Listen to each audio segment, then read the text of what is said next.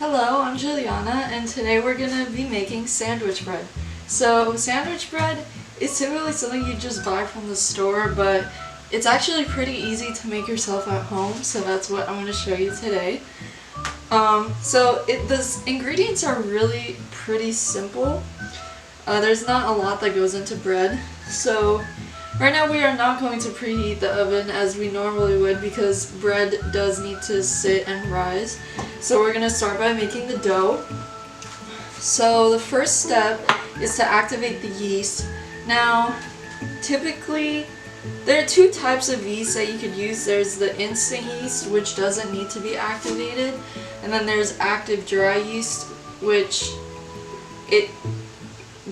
I just recommend reading the instructions on the yeast packet. So I'm going to be using instant yeast. So our first step is to warm up our milk and water.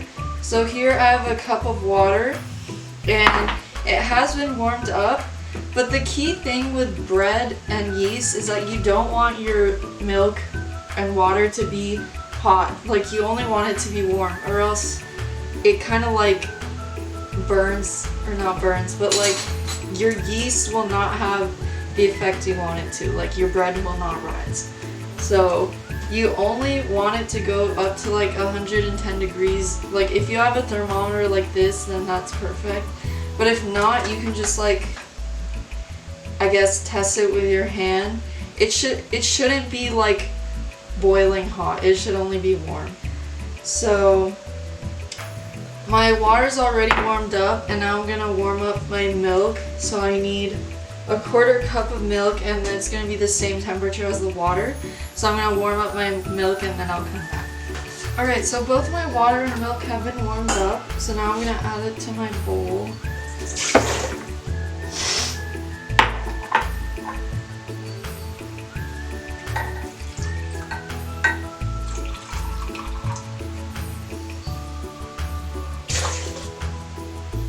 And if you think that your water is too hot, you can add ice cubes to it. And I just warmed up my milk on the stove top. Okay, so now I'm gonna add in my yeast. And if you have the packets of yeast, then you just add in 1 packet. But I have like a jar, so I'm going to add in 2 1/4 teaspoons of yeast.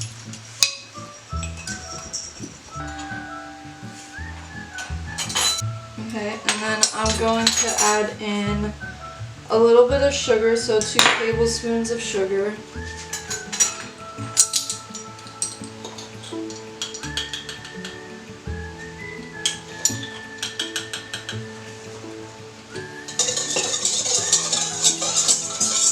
So once it's mixed, you're going to want to let it sit for about 5 minutes, and that lets the yeast just like activate and bloom. So I'll be back in 5 minutes. Okay, so now you should see kind of like a foam on top after it's sat for 5 minutes, and that's what you want. Okay, so now we're gonna add in some of our other ingredients. So I'm gonna start with 1 cup of flour. I'm using bread flour, which is typically the type you want because we're making bread, but all-purpose flour works just fine. So I'm gonna add in a cup of that. And then I'm also going to add in 1.5 teaspoons of salt.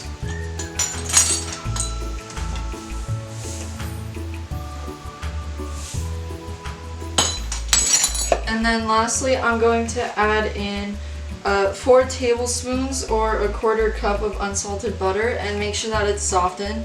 So just microwave it for a few seconds. And I just cut it up into pieces so it's easier to mix. Okay. And then I'm just gonna give that a stir. If you have a stand mixer, that would be a great time to use this with the dough hook.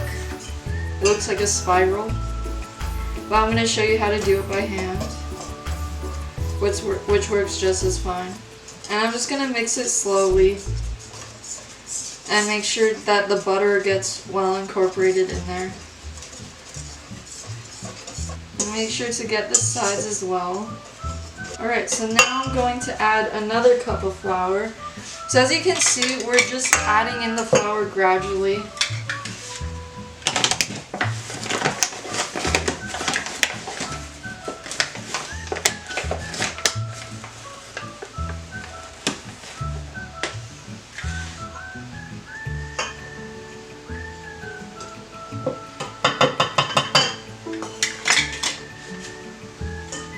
And I'm gonna whisk that again. As you can see, it's starting to get a lot thicker. And make sure to get the sides of the bowl. Alright, so at this point we've added about 2 cups of flour. And we're going to add in the rest of our flour. So that's gonna be 1 1/4 cups of flour. Now we're gonna mix that in. At this one, it's going to be kind of hard to mix, and if you want, you can start using your hands. And basically, you want to keep mixing it until it's a bit sticky, but it's still pulling away from the sides of the bowl. Okay, so now I'm going to move to just using my hands, and I'm going to knead it in the bowl. I'm going to get whatever's left on my whisk.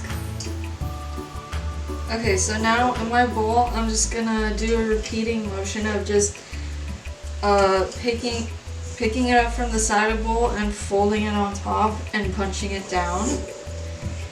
You just do this until it's really well incorporated, and you can rotate your bowl.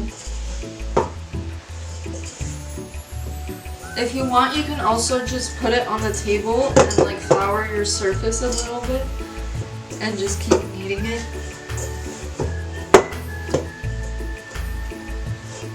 And you're gonna want to do this for a while, like about 3 minutes, and basically until the dough is like really smooth and one homogeneous mixture.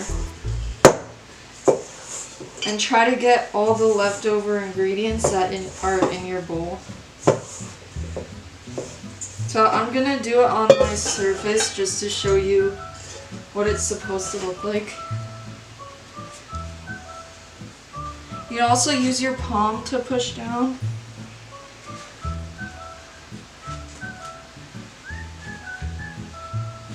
And you're gonna see that it really starts to get nice and smooth after you knead it for a while. If you think that your dough is too dry, you can go ahead and add more milk or water. If it's too wet, definitely go ahead and add flour.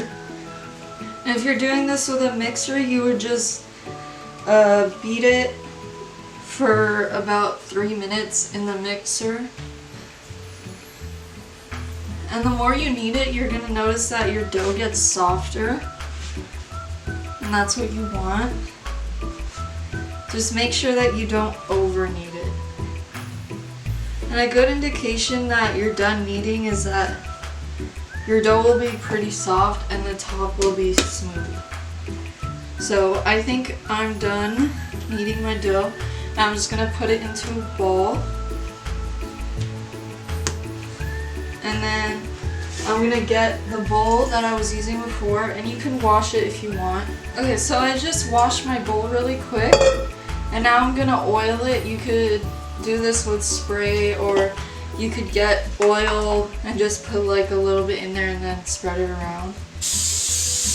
Okay, so I just sprayed my bowl and I put my ball of dough in there. And now you're gonna let it rise for about 2 hours or until your dough has doubled in size. So you can get like a dish towel or plastic wrap or foil and just cover it. And you want to let it rise in a warm place, so if you're already in like a warm environment, then you can just leave it out and let it rise. Or if you're not, you could turn on your oven for a really low heat, and just put it in there and let it rise. So I know that's kind of scary because you think that it's going to bake, but I promise you if the temperature is low enough, it's not going to bake. So I'm going to let it rise and then I'll see you in about 2 hours. Alright, so now it's been about 2 hours and my dough has doubled in size. And I'm just going to punch it down to release all that air. And then, so now we're gonna roll this out. So we're gonna flour the surface. A little bit of flour. Okay. I'm gonna take my dough. And we're just gonna roll it out into a rectangle.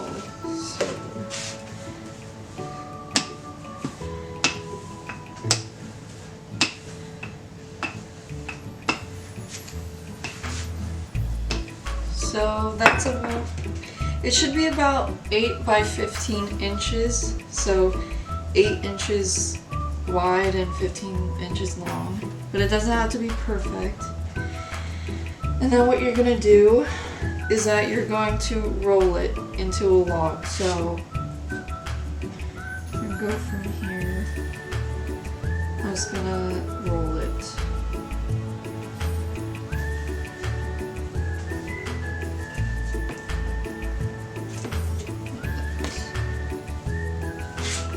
So now you're gonna take your loaf pan and you're gonna wanna oil it so that way your bread doesn't stick to it.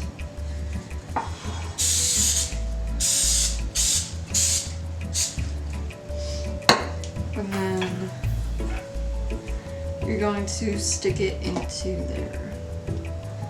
And if it doesn't fit, you can just like squish it in.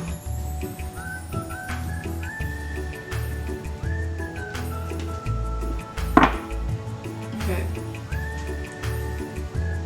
So now we're gonna let the dough rise again. There's a lot of rising in this recipe. So we're just gonna use the same towel that I used the first time. We're gonna cover it. And then it's gonna rise for about an hour. So I'll see you when it's done rising. And I'd say about 30 minutes in, you can start preheating your oven. So as you can see, the bread rose a lot. It's been about an hour. And now it's finally time to bake it. So I preheated my oven to 350 degrees. And I moved up the top rack because I'm going to bake it on the bottom rack. Yeah.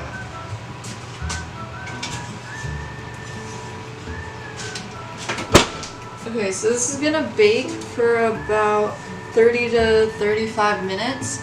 If you see that the top is burning but like the bottom still isn't done yet, you can take a piece of foil and wrap the top so that way it stops the top from burning. But other than that, I'll see you when it's done baking. Alright, so our bread is all done baking. As you can see, it rose quite a bit even in the oven. But basically when it's done, it should have like a hard crust and it should sound kind of hollow. If you cut into it and it's still kind of doughy, you can always just like pop it back in the oven. But that's it. I hope you enjoyed and I'll see you next time. Bye.